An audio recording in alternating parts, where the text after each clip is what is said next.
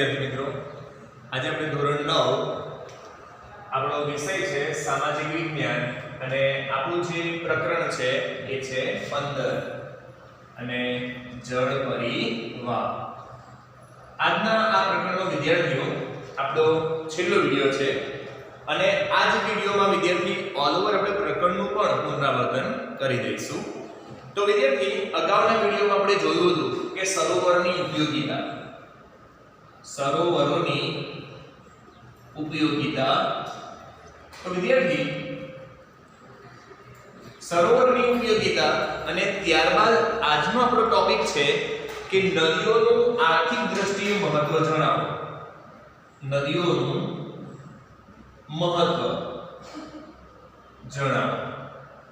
બંને પ્રશ્ન વિદ્યાર્થી સરખા છે.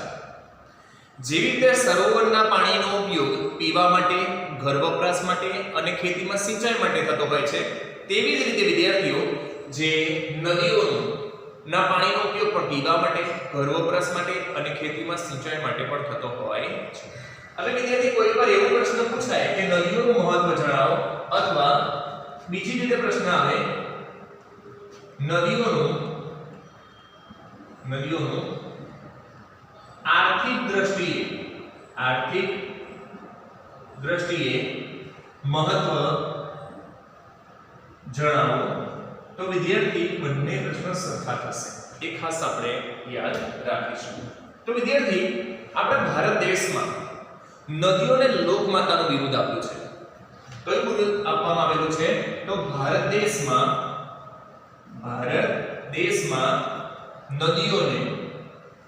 નદીઓને લોકમાતા, વિદ્યાર્થી લોકમાતાનું જે બિરુદ આપવામાં આવેલું છે. આપણે વિદ્યાર્થીને લોકમાતા તરીકે ઓળખીએ છીએ. કોઈ નદી આગળથી આપણે પસાર થઈએ તો વિદ્યાર્થી આપોઆપ આપણું જે શિર છે આમ ઝૂકી જતું હોય છે. એ આપણી સંસ્કૃતિ વિદ્યાર્થી, એ આપણી ભારતીય સંસ્કૃતિમાં જે આપણે નદીઓને એક લોકમાતા તરીકે ઓળખીએ છીએ એટલા માટે. તો વિદ્યાર્થી હવે આપણે જોઈએ કે નદીઓનું મહત્વ. તો વિદ્યાર્થી નદીઓનું દેશને અને દેશના લોકોના જીવનને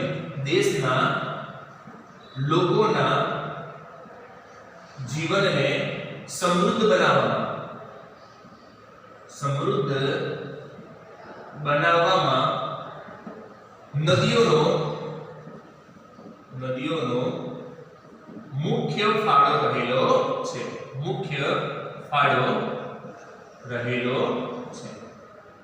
તો વિદ્યાર્થી આપણો જે પ્રશ્ન અહીંથી સ્ટાર્ટ થશે. પહેલો પોઈન્ટ છે કે દેશના લોકોના જીવનને, વિદ્યાર્થી દેશને તો સમૃદ્ધ બનાવે, પણ જે તે દેશમાં રહેતા લોકોના જીવનને સમૃદ્ધ બનાવવામાં નદીઓનું મુખ્ય યોગદાન રહેલું છે. અને એની પરનો જે પોઈન્ટ છે વિદ્યાર્થી કે આપણા ભારત દેશમાં નદીઓને કયું બિરુદ આપવામાં આવેલું છે અથવા કયું ઉપનામ આપવામાં આવેલું છે? તો લોકમાતાનું જે બિરુદ આપવામાં આવેલું છે. તે ઉપરાંત વિદ્યાર્થી આપણે જોઈએ કે નદીઓના પાણીનો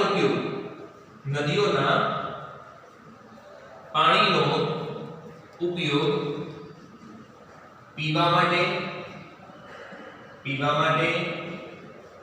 ઘર વપરાશ માટે અને ખેતીમાં સિંચાઈ માટે થતો હોય છે. કે વિદ્યાર્થી જે નદીઓના પાણીનો ઉપયોગ પહેલા તો પીવા માટે, ઘર વપરાશ માટે અને ખેતીમાં સિંચાઈ માટે પણ ઉપયોગ થતો હોય છે. વિદ્યાર્થી આપણી જે ભારતીય સંસ્કૃતિ છે એમાં તમે જો કે સિંધુ ખીણની સંસ્કૃતિ એ સિંધુ નદીના કિનારે વિકાસ પામી હતી. કઈ નદીના કિનારે? સિંધુ નદીના કિનારે વિકાસ પામી હતી. જ્યારે વિદ્યાર્થી હડપ્પીય જે સંસ્કૃતિ છે એ રાવી નદીના કિનારે વિકાસ પામી હતી. તેથી કહી શકાય કે આપણી સંસ્કૃતિઓ એ પણ નદી કિનારે જ વિકાસ પામી હતી. ક્લિયર? ઓકે. ચાલો ત્યાર પછી આપણે જોઈએ કે નદીઓ દ્વારા જળ વિદ્યુત ઉત્પન્ન કરી શકાય છે. કે વિદ્યાર્થી જે નદીઓ દ્વારા જળ વિદ્યુત ઉત્પન્ન કરી શકાય છે. તો કેવી રીતે ઉત્પાદન થઈ શકે? જેમ કે વિદ્યાર્થી આપણે જોયું કે નર્મદા નદી છે, એ નર્મદા નદીને ઉપર ડેમ બાંધવામાં આવેલો છે અને કયું સરોવર બનાવવામાં આવેલું છે? સરદાર સરોવર. હવે જે વિદ્યાર્થી જે પાણીને જે રોકવામાં આવેલું છે, એ પાણી વિદ્યાર્થી જ્યારે જેટલું ઊંચાઈ પરથી જ્યારે નીચે આવે, ડેમ પરથી જ્યારે વિદ્યાર્થીના એના દ્વાર ખોલવામાં આવે અને પાણી જ્યારે નીચે આવતું હોય છે, હવે એ સમય વિદ્યાર્થી ત્યાં ટર્બાઇન ગોઠવવામાં આવતી હોય છે અને ટર્બાઇન જેટલી ઝડપી ફરે એટલા જ વધુ પ્રમાણમાં જળ વિદ્યુત ઉત્પન્ન કરી શકાય છે. તેથી કહી શકાય કે નદીઓ દ્વારા જળ વિદ્યુત પણ ઉત્પન્ન કરી શકાય છે. તે ઉપરાંત વિદ્યાર્થીઓ મત્સ્ય ઉદ્યોગના વિકાસમાં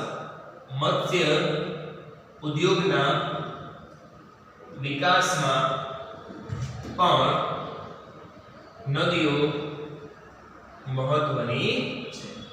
કે વિદ્યાર્થી મત્સ્ય ઉદ્યોગ જે માછલી પકવવાનો જે ઉદ્યોગ છે, એ મત્સ્ય ઉદ્યોગના વિકાસમાં પણ નદીઓ એ ઉપયોગી છે. ક્લિયર વિદ્યાર્થી? તેના કેટલા ઉપયોગ આપણે જોયા? સૌથી પહેલા પેલું કે નદીઓના પાણીનો ઉપયોગ પીવા માટે, ઘર વપરાશ માટે અને ખેતીમાં સિંચાઈ માટે થતો હોય છે. તે ઉપરાંત નદીઓ દ્વારા જળ વિદ્યુત ઉત્પન્ન કરી શકાય છે. તે ઉપરાંત મત્સ્ય ઉદ્યોગના વિકાસમાં પણ નદીઓ સૌથી મહત્વની છે.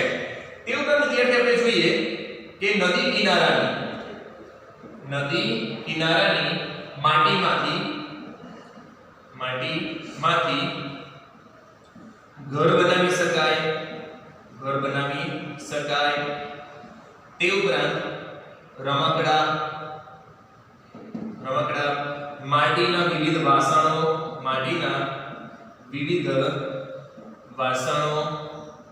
પણ બનાવી શકાય છે. કે વિદ્યાર્થી જે નદી કિનારાની જે માટી છે એમાંથી ઘર બનાવી શકાય. એ ઉપરાંત વિદ્યાર્થી જે માટીના જે રમકડા બનાવી શકાય. એ ઉપરાંત માટીના વિવિધ વાસણો જેવા કે વિદ્યાર્થી માટલું છે, માટલી છે, ઘડા છે, કુલડી છે, કોડિયા છે, આવી જે વિવિધ જે વસ્તુઓ છે એ નદી કિનારાની માટીમાંથી બનાવી શકાય છે. તે ઉપરાંત વિદ્યાર્થીઓ નદીઓ આપણને ભરપૂર માત્રામાં સૌંદર્ય પૂરું પાડે છે. સૌંદર્ય પૂરું પાડે છે. કે નદીઓ આપણને સૌંદર્ય પૂરું પાડે છે. વિદ્યાર્થી કે નદી કિનારે તમે જાઓ કે સવાર અને સાંજના સમયે વિદ્યાર્થી, એ સમય સવાર અને સાંજના સમયે ખરેખર જે નદી કિનારાનું જે વાતાવરણ વિદ્યાર્થી આપણને બહુ જ ગમતું હોય છે, આપણને નયન રમ્ય લાગે છે. તેથી કહી શકાય કે નદીઓ છે એ આપણને સૌંદર્ય પૂરું પાડે છે. તે ઉપરાંત વિદ્યાર્થીઓ જે નદીઓ છે એ આંતરિક જળમાર્ગ માટે પણ ઉપયોગી છે. આપણે ભારતમાં વિદ્યાર્થી 5 એવા આંતરિક જળમાર્ગ આવેલા છે. પહેલા નંબરનો જે આંતરિક જળમાર્ગ છે ગંગા નદીમાં છે. બીજા નંબરનો જે આંતરિક જળમાર્ગ છે બ્રહ્મપુત્ર વિદ્યાર્થી. તેથી કહી શકાય કે આંતરિક જળમાર્ગ માટે પણ નદીઓ ઉપયોગી છે. આમ વિદ્યાર્થીઓ નદીઓ એ દેશને સમૃદ્ધ બનાવવામાં, દેશમાં રહેતા લોકોના જીવનને સમૃદ્ધ બનાવવામાં નદીઓ સૌથી વધુ ઉપયોગી હોવાથી આપણા દેશમાં નદીઓને એક લોકમાતા તરીકેનું બિરુદ આપવામાં આવેલું છે.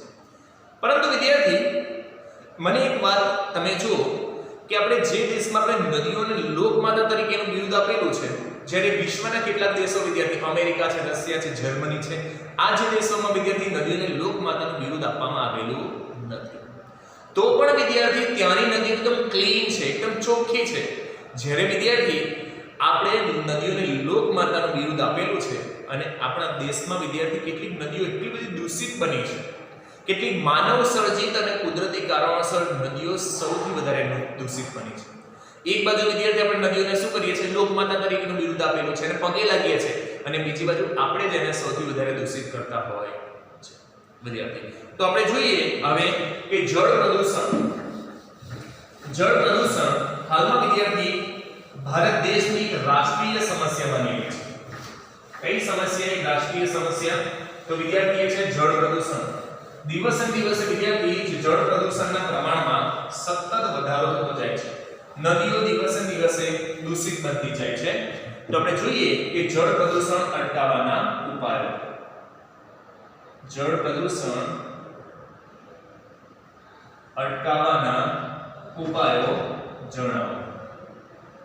ઉપાયો તો વિદ્યાર્થી હમણાં કહ્યું એમ એક બાજુ આપણે નદીઓને શું કર્યું, લોકમાતા તરીકેનું બિરુદ આપ્યું, બીજી બાજુ આપણે નદીઓને એટલી દૂષિત કરી રહેલા છે. તો જે આ જળ પ્રદૂષણ છે જે ભારત દેશની વિદ્યાર્થી એક રાષ્ટ્રીય સમસ્યા બનેલી છે. અત્યારે તમે જુઓ વિદ્યાર્થી કે ભારત સરકાર દ્વારા ગંગા નદીને શુદ્ધ કરવા માટે કેટલી બધી ગ્રાન્ટ ફાળવવામાં આવે છે. જો એ જ ગ્રાન્ટ વિદ્યાર્થી લોક કલ્યાણકારી કાર્યો પાછળ કરવામાં આવે તો વિદ્યાર્થી લોકોના જીવનમાં પણ સુધારો લાવી શકાય છે.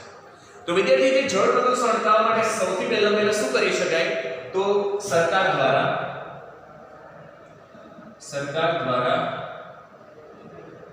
બનાવવામાં આવતા કાયદાઓનું ચુસ્તપણે પાલન કરવું જોઈએ. કે વિદ્યાર્થી જે જળ પ્રદૂષણ અટકાવવા માટે સરકાર દ્વારા જે કોઈ નિયમ બનાવવામાં આવે, જે કોઈ કાયદો બનાવવામાં આવે તો એનું આપણે ચુસ્તપણે પાલન કરવું જોઈએ. જેમ કે વિદ્યાર્થી હવે આપણે કેટલાક ભારત દેશમાં એવા જે તહેવાર આવે છે જેમ કે ગણેશ ચતુર્થી છે વિદ્યાર્થી. હવે એ સમયે તમે ખરેખર જો નદી એ ગણેશ વિસર્જન થયા બાદ તમે આપણે જ્યારે નદી કિનારની જ્યારે મુલાકાત લો ને તો વિદ્યાર્થી આપણી ધાર્મિક લાગણીને પણ વિદ્યાર્થી ઠેસ પહોંચતી હોય છે. 10 દિવસ આપણે ગણપતિની સરસ પૂજા કરીએ અને વિદ્યાર્થી જે પીઓપી પ્લાસ્ટર ઓફ પેરિસમાંથી જે મૂર્તિઓ બનાવવામાં આવતી હોય છે એવા રંગ વિદ્યાર્થી જે નદીઓમાં આપણે મૂર્તિને પધરાવીએ છીએ એ મૂર્તિ છે એ નદીઓમાં ઓગળતી નથી. અને વિદ્યાર્થી જ્યારે નદીઓમાં પાણી ઓસરે ને ત્યારે ગમે તે ઠેકાણે નદીઓ એ મૂર્તિઓ પડેલી હોય છે વિદ્યાર્થી. અને એ સમયે આપણને ખૂબ જ દુઃખ થતું હોય છે. અને બીજું વિદ્યાર્થી આવા જે નિયમ જે સરકાર બનાવે છે કે આપણે નદીઓમાં વિસર્જન ન કરતા વિદ્યાર્થી એના જે બાજુમાં જે કુંડ બનાવવામાં આવેલો એમાં વિસર્જન કરવું જોઈએ. આવા જે કોઈ કાયદો બનાવવામાં આવે, જે કોઈ નિયમ બનાવવામાં આવે એનું આપણે ચુસ્તપણે પાલન કરવું જોઈએ વિદ્યાર્થી.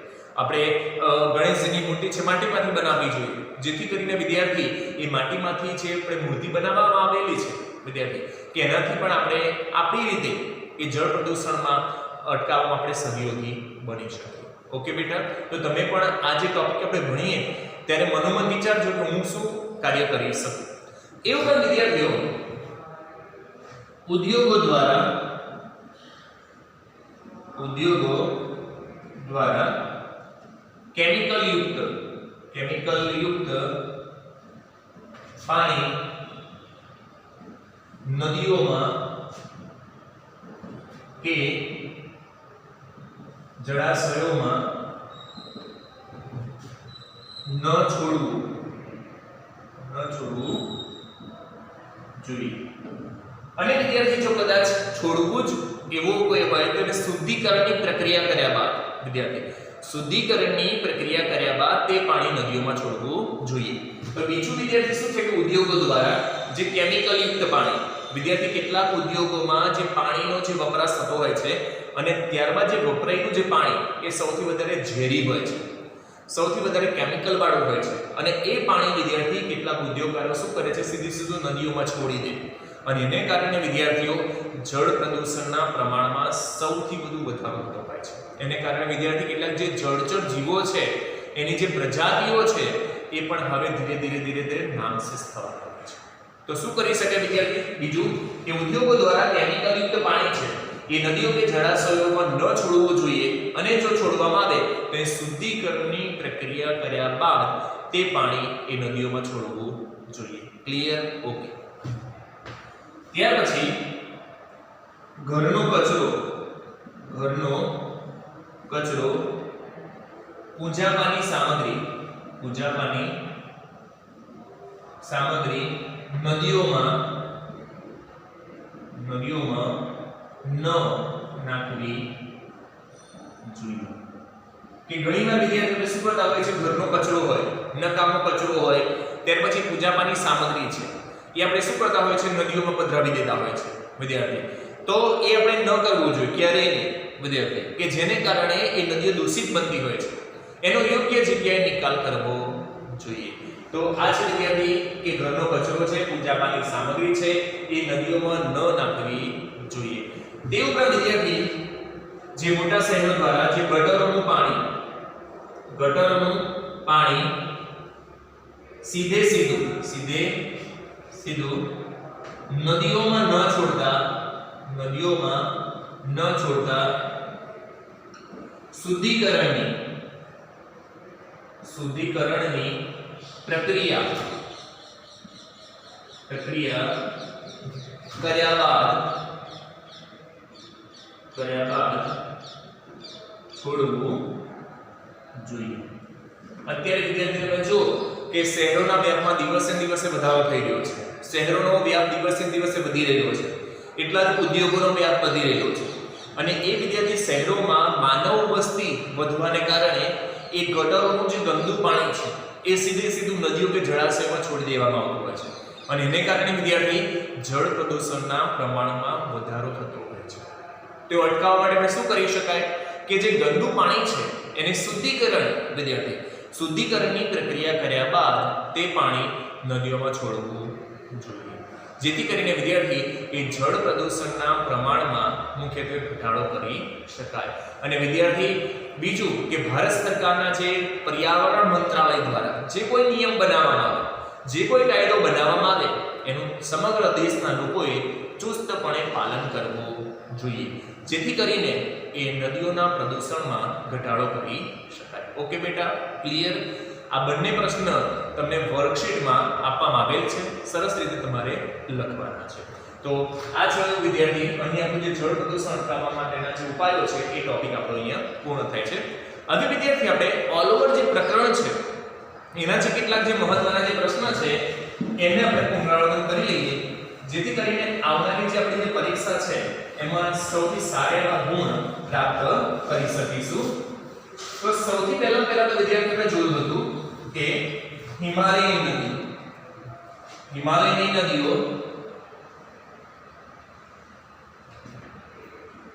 નદીઓ એમાં સૌથી પહેલા આપણે કઈ નદી જોઈ હતી? સિંધુ નદી. એના કેટલાક હેતુલક્ષી પ્રશ્ન જોઈ લઈશું વિદ્યાર્થી. તો જે હિમાલયની ઉદ્ભવતી મુખ્ય 3 નદીઓ એમાં આપણે જોઈશું સિંધુ, ત્યાર પછી વિદ્યાર્થી આપણે જોઈશું ગંગા નદી. કઈ નદી? ગંગા. અને ત્યાર પછી બ્રહ્મપુત્ર. આ 3 નદીઓના મહત્વના જે કેટલાક પ્રશ્ન આજના આ વિડિયોમાં આપણે જોઈ લેવાના છે. તો જે સિંધુ નદી છે વિદ્યાર્થી ક્યાંથી ઉદ્ભવે છે? તો તિબ્બતમાં આવેલ કૈલાસ માનસરોવર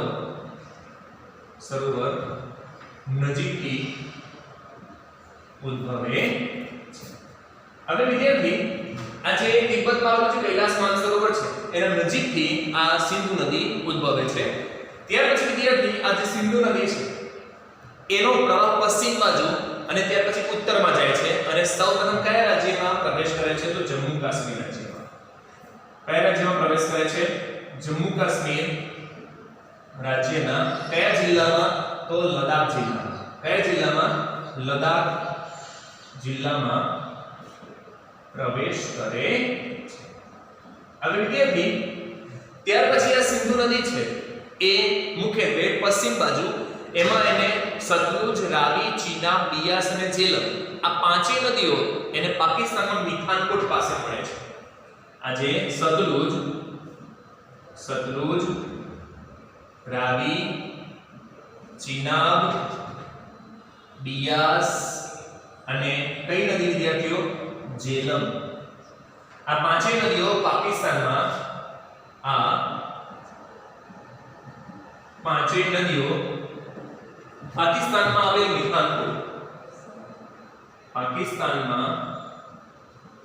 આવેલ મિઠાનકોટ પાસે મળે છે.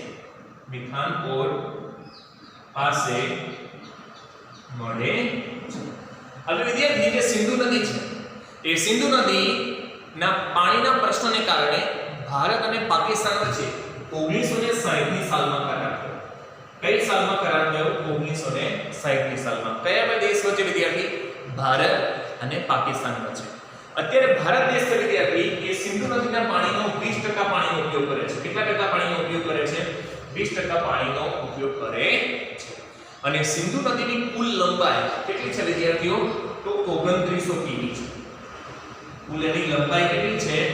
2900 કિમી એની જે કુલ લંબાઈ રહેલી છે અને ભારતની સૌથી લાંબી નદી તરીકે જેની ગણના થતી હોય છે અને અંતે આ સિંધુ નદી કયા સાગરને મળે છે તો અરબ સાગરને મળે છે. કોને મળે છે? અરબ સાગરને મળે છે.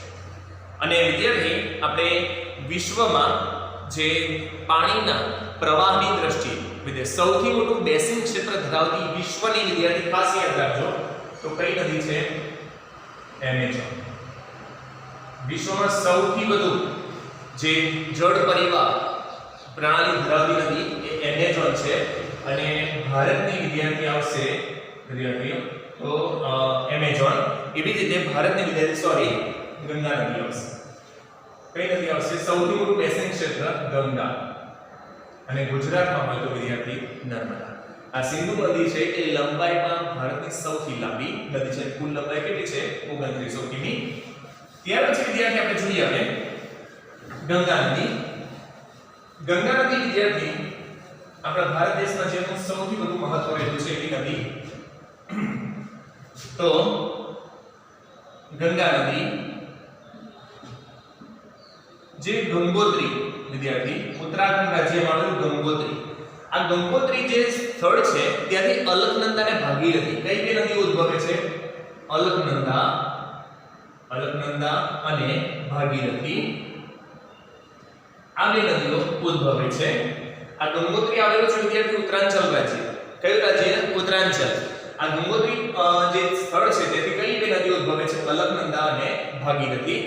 આ જે બંને નદીઓ છે વિદ્યાર્થી અલકનંદા અને ભાગીરથી આ બંને નદીઓનો સંગમ થાય છે દેવપ્રયાગ નામના સ્થળે. કયા સ્થળે? દેવપ્રયાગ. દેવપ્રયાગ નામના સ્થળે અલકનંદા અને ભાગીરથી આ બે નદીઓનો સંગમ થાય છે.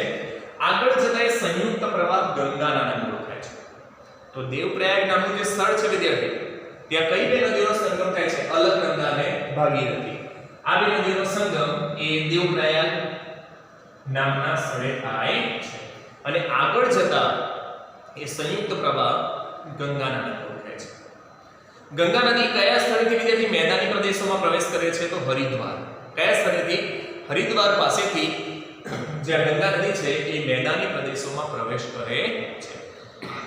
ત્યાર પછી વિદ્યાર્થી ગંગા અને યમુના. આ યમુના પણ વિદ્યાર્થી યમનોત્રી આવેલું છે ઉત્તરાંચલ રાજ્ય એટલે ઉત્તરાખંડ રાજ્યમાં. ત્યાંથી આ યમુના નદી ઉદ્ભવે છે. આ ગંગા અને યમુનાનો જે સંગમ વિદ્યાર્થી સંગમ એટલે બીજાને ક્યાં આગળ મળે છે તો ઉત્તર પ્રદેશ રાજ્યમાં આવેલું અલ્હાબાદ પાસે આ ગંગા અને યમુનાનો સંગમ થાય છે વિદ્યાર્થી. ત્યાર પછી આ ગંગા નદી છે એ આગળ વધતા નેપાળમાંથી આવેલી ઘાઘરા, ગંડક અને કોસી આ ત્રણેય નદીઓનો ઉદ્ગમ સ્થાન ક્યાં છે? નેપાળ. અને તે નદીઓ ગંગા નદીને મળે છે. ત્યાર પછી ગંગા નદી જે પૂર્વ બાજુ વહી બે ફાટાઓમાં વિભાજિત થાય છે. એનો એક પ્રવાહ પશ્ચિમ બંગાળ રાજ્યમાં પ્રવેશ કરે છે. કયા રાજ્યમાં? પશ્ચિમ બંગાળ રાજ્યમાં પ્રવેશ કરે છે જે ભાગીરથી અથવા તો હુગલીના નામથી ઓળખાય છે. કયા નામ ઓળખાય છે? ભાગીરથી અથવા હુગલીના નામથી ઓળખાય છે. જ્યારે જેનો બીજો ફાંટો છે એ બાંગ્લાદેશમાં પ્રવેશ કરે છે. ક્યાં પ્રવેશ કરે છે? બાંગ્લાદેશ. જ્યાં વિદ્યાર્થી પદ્માના નામ ઓળખાય છે. કયા નામ ઓળખાય છે? પદ્માના નામથી ઓળખાય છે.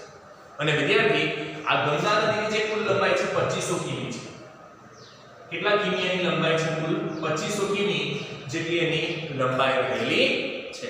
અને અંતે વિદ્યાર્થી આ ગંગા નદી છે એ ગંગા સાગર નામનું જે સ્થળ જે વિદ્યાર્થી બંગાળની ખાડી નજીક આવેલું છે અને આ ગંગા નદી વિદ્યાર્થી એ બંગાળની ખાડીને મળી જતી હોય છે. હવે ગંગા નદીમાં વિદ્યાર્થી સુંદરવન નામનું જે ક્ષેત્ર આવેલું છે દલદલીય ક્ષેત્ર વિદ્યાર્થી શું નામ છે? સુંદરવન. હવે વિદ્યાર્થી જે સુંદરવન છે એ સુંદરવનથી શા માટે ઓળખાય છે? કારણ કે સુંદરવનમાં સુંદરીના વૃક્ષ થાય છે એટલા માટે એને સુંદરવન તરીકે ઓળખવામાં આવે છે. અને ત્યારબાદ આ ગંગા નદી છે વિદ્યાર્થી એ બંગાળની ખાડીને મળી જતી હોય છે. કમ્પ્લીટ બેટા? ઓકે, સરસ. ચાલો ત્યાર પછી આપણે જોઈએ હિમાલયમાંથી ઉદ્ભવતી નદીઓમાં બ્રહ્મપુત્ર. કઈ નદી છે? બ્રહ્મપુત્ર. જે બ્રહ્મપુત્ર નદી છે વિદ્યાર્થી,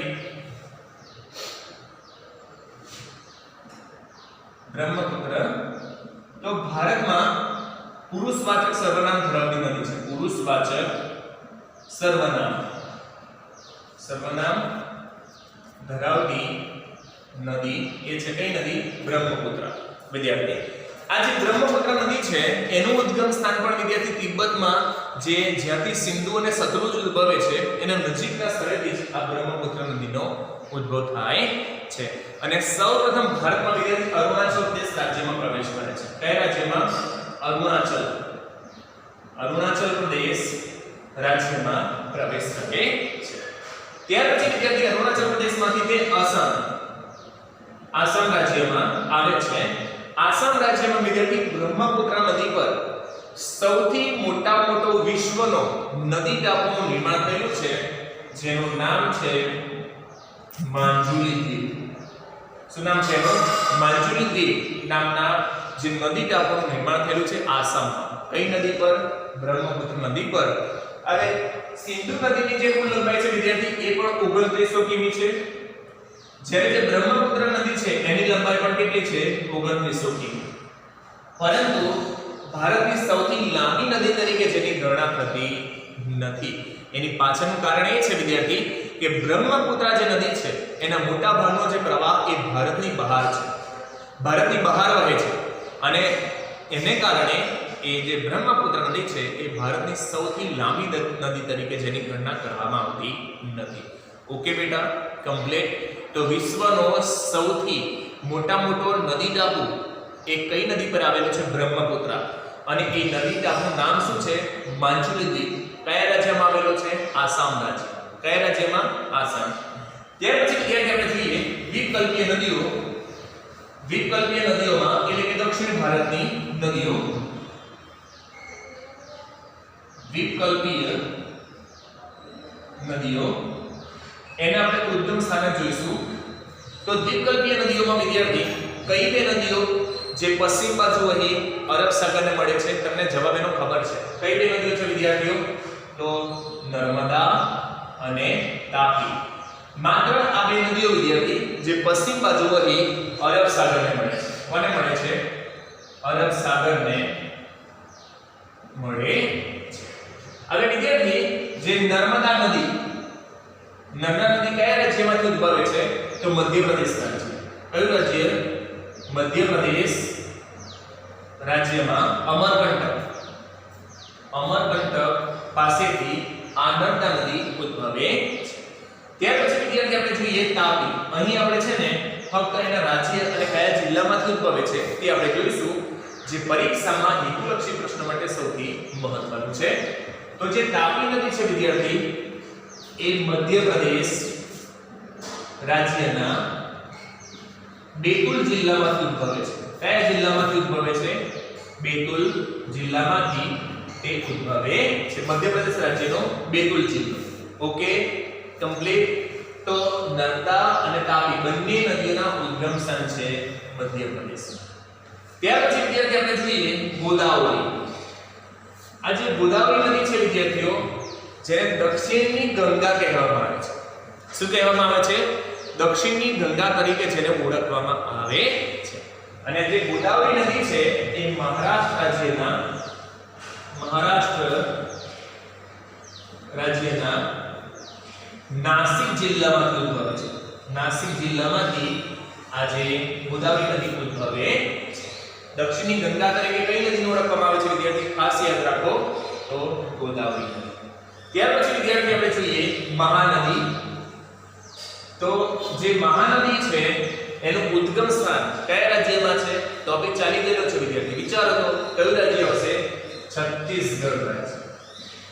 છત્તીસગઢ રાજ્યમાંથી આ મહાનદી ઉદ્ભવે છે. અને ત્યાર પછી ઓડિશા રાજ્ય અને અંતે બંગાળની ખાડીમાં મળી જતી હોય છે. ત્યાર પછી વિદ્યાર્થી આવે છે કૃષ્ણા નદી. તો કૃષ્ણા નદી એ મહારાષ્ટ્ર રાજ્યમાં આવેલું મહાબળેશ્વર. કયું સ્થળ? મહાબળેશ્વર આ સ્થળેથી આ કૃષ્ણા નદી ઉદ્ભવે છે અને આ કૃષ્ણા નદી પણ વિદ્યાર્થી અંતે જે પૂર્વ બાજુ વહી બંગાળની ખાડીને મળી જતી હોય છે અને અંતે વિદ્યાર્થી આપણે જોઈએ કાવેરી નદી. કઈ નદી? કાવેરી. તો જે કાવેરી નદી છે વિદ્યાર્થી બ્રહ્મગીરી પર્વતમાળામાંથી ઉદ્ભવે છે. કઈ પર્વતમાળામાંથી? બ્રહ્મગીરી પર્વતમાળામાંથી ઉદ્ભવે છે અને અંતે પૂર્વ બાજુ વહી એ બંગાળના ઉપસાગરને મળી જતી હોય છે. ક્લિયર બેટા? કમ્પ્લીટ. ચાલો આટલી નદીઓ આપણે જોઈ દ્વીપકલ્પીય દક્ષિણ ભારતની નદીઓ. કઈ બે નદીઓ જે પશ્ચિમ બાજુ વહી અરબ સાગરને મળે છે? તો નર્મદા અને તાપી. નર્મદા અને તાપી આ બંને નદીના ઉદ્ગમ સ્થાન કઈ રાજ્યમાં છે? તો મધ્યપ્રદેશ રાજ્ય. મધ્યપ્રદેશ રાજ્યના બેતુલ જિલ્લામાંથી કઈ નદી ઉદ્ભવે છે? તો તાપી. કઈ નદી ઉદ્ભવે છે? તાપી. ત્યાર પછી દક્ષિણની ગંગા તરીકે કઈ નદી ઓળખવામાં આવે છે? ગોદાવરી. તે મહારાષ્ટ્ર રાજ્યના કયા જિલ્લામાંથી ઉદ્ભવે છે? નાસિક જિલ્લામાંથી ઉદ્ભવે છે. ત્યાર પછી વિદ્યાર્થી મહાનદીનું ઉદ્ગમ સ્થાન કયું રાજ્ય છે? તો છત્તીસગઢ રાજ્ય. કયું રાજ્ય? છત્તીસગઢ રાજ્યમાંથી આ મહાનદી ઉદ્ભવે છે. ત્યાર પછી જે કૃષ્ણા નદી છે એ ભારતના કયા રાજ્યમાંથી ઉદ્ભવે છે? તો મહારાષ્ટ્ર. વિદ્યાર્થી કયું રાજ્ય છે? તો મહારાષ્ટ્ર રાજ્ય. સોરી અહીં તો મહારાષ્ટ્ર લખી દીધું. મહારાષ્ટ્ર રાજ્યમાં આવેલું મહાબળેશ્વર. મહારાષ્ટ્ર રાજ્યમાં આવેલું જે મહાબળેશ્વર આ જગ્યા સ્થળેથી કૃષ્ણા નદી ઉદ્ભવે છે અને કાવેરી નદી વિદ્યાર્થી બ્રહ્મગીરી પર્વતમાળા ત્યાંથી તે ઉદ્ભવીને બંગાળની ખાડીને મળતી હોય છે. અને ત્યારબાદ વિદ્યાર્થી જે ઉત્તર ભારત અને દક્ષિણ ભારતની નદીઓનો તફાવત સૌથી મહત્વનો પ્રશ્ન છે એ તમારી વર્કશીટમાં આપેલો છે. તો જે હિમાલયની નદીઓ વિદ્યાર્થી ઉત્તર ભારતની નદીઓ એટલે હિમાલયની નદીઓ. તો હિમાલયની નદીનો ઉદ્ગમ સ્થાન ક્યાં આગળ છે? હિમાલયમાં. જ્યારે જે દક્ષિણ ભારતની એટલે કે દ્વીપકલ્પીય નદીનું ઉદ્ગમ સ્થાન ક્યાં આગળ છે? તો પશ્ચિમ ઘાટ. હિમાલયમાંથી ઉદ્ભવતી નદીઓ કેવી હોય છે વિદ્યાર્થી? લાંબી અને ઊંડી. જ્યારે દ્વીપકલ્પીય નદીઓ કેવી હોય છે? ટૂંકી અને છીછરી. હિમાલયમાંથી ઉદ્ભવતી નદીઓ જળમાર્ગ માટે ઉપયોગી છે જ્યારે દક્ષિણ ભારતની નદીઓ એ જળમાર્ગ માટે ઉપયોગી નથી. હિમાલયમાંથી ઉદ્ભવતી નદીઓ કેવી હોય છે? બારેમાસ પાણીથી ભરપૂર હોય છે જ્યારે દ્વીપકલ્પીય નદીઓ એ બારેમાસ પાણીથી ભરપૂર હોતી નથી. માટે દ્વીપકલ્પીય નદીઓને બીજા અર્થમાં કઈ નામ ઓળખવામાં આવે છે? મોસમી નદીઓ તરીકે ઓળખવામાં આવે છે. હિમાલયમાંથી ઉદ્ભવતી મુખ્ય નદીઓ કઈ છે? તો ગંગા છે, સિંધુ છે, સતલુજ છે, ત્યાર પછી બ્રહ્મપુત્ર છે, યમુના વગેરે. જ્યારે દ્વીપકલ્પીય નદીઓમાં કઈ કઈ નદીઓનો સમાવેશ થાય છે? તો નર્મદા છે, તાપી છે, મહાનદી, ગોદાવરી, કૃષ્ણા, કાવેરી વગેરે. ક્લિયર બેટા? ઓકે. દરેક પ્રશ્ન તમને વર્કશીટમાં આપેલો છે. સરસ રીતે એનો અભ્યાસ કરવાનો છે. અસ્તુ. જય હિન્દ, જય ભારત.